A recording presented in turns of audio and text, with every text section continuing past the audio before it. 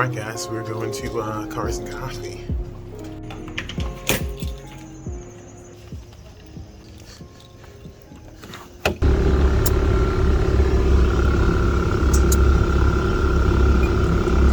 Worth it. 25-second stare up. That's okay. 2 hours later.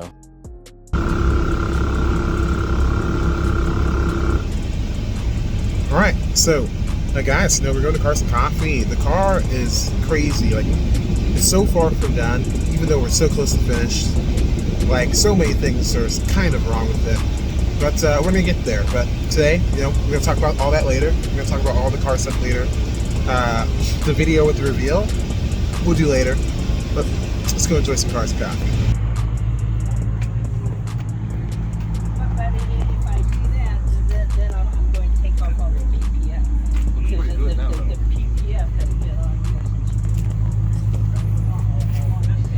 Got Ferrari, and Toyota. So the gas cap issue has not been sorted yet, but we're gonna get that.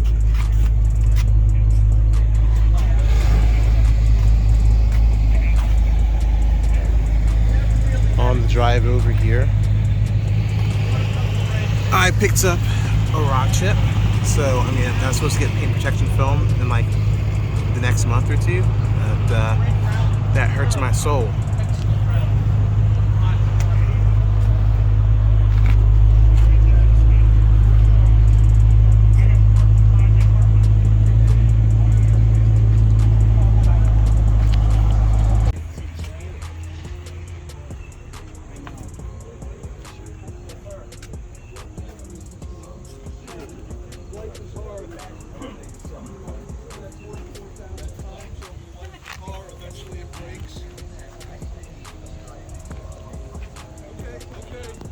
So we have everybody's dream car here, the RX-7. This thing is so heavily modified. The owner got like a single turbo on here, AC delete. He's telling me how he's getting GT 3 times on the track. Very uncomfortable, but it is a track weapon. I know nothing about this generation, but I'm sure the internet will correct me. Got a big block in there, I think. I know when I was a kid, I really wanted a C3 Corvette after watching Chris Tucker do his thing in Rush Hour.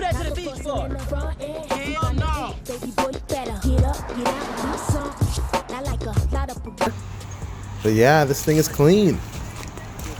G28. I think that's when they say sheesh. So this is probably my favorite car of the event. It's got that OEM plus, like, elegant simplicity. I think you guys are going to see a little bit more of this on the channel. I'm going to try to meet up with this guy and see if we get into some shenanigans. But yeah, this car is nice. Alright guys, so that was my maiden Cars and Coffee voyage with the Veilside. And I was hoping to give you guys a more like cinematic reveal of the kit, something really cool. But man, I've just been swamped not only with school, but like getting the car right. Like there's so many small nagging stuff to get done with the car. The air suspension setup needs to be reworked. One of the airbags, I can't adjust the stiffness and the dampening anymore, so I've been trying to get in contact with Fly Air and try to figure that out. Can't get the gas cap mounted. Veilside didn't include a hinge to mount the gas cap, and it's not straightforward, and it's looking like I'm gonna have to get something custom fabricated for that. The engine release, the engine hood release latch finally decided to give out after 20 years after I've installed the trunk setup, and you have to run a cable underneath the platform that I just put the air suspension in. So it's like there's so many different things that I've just been trying to manage with getting the car right on top of school. So that's been crazy. But to talk about the experience with Cars and Coffee, like I've never been with like a car that wasn't like stock before. Like, I've been to a couple with my regular stock Buddy MR2, just had those aftermarket wheels, those Koenigs. And then before that, I had my 2006 Mustang GT. Again, I think it was clean, but again, very stock.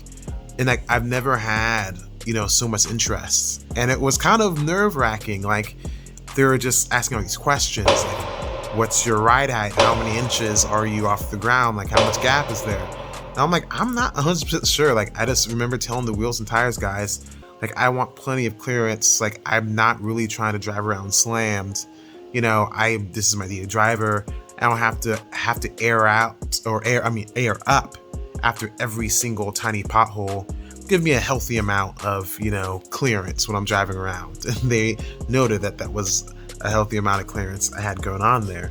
And it was just like, I was just so nervous because they were asking questions. Again, most of them simple.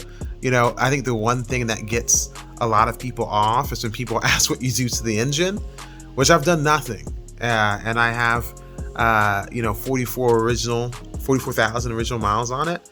I haven't touched the engine because, I'm not loaded. I'm not going to swap out an engine that is working. And, I know that an engine swap is something that I want to do.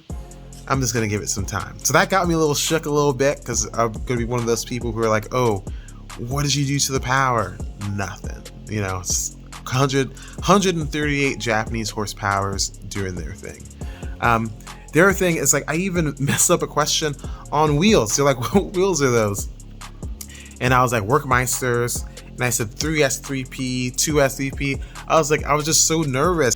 But like, I just never had, that kind of attention. And I just kind of like, it was something to get used to.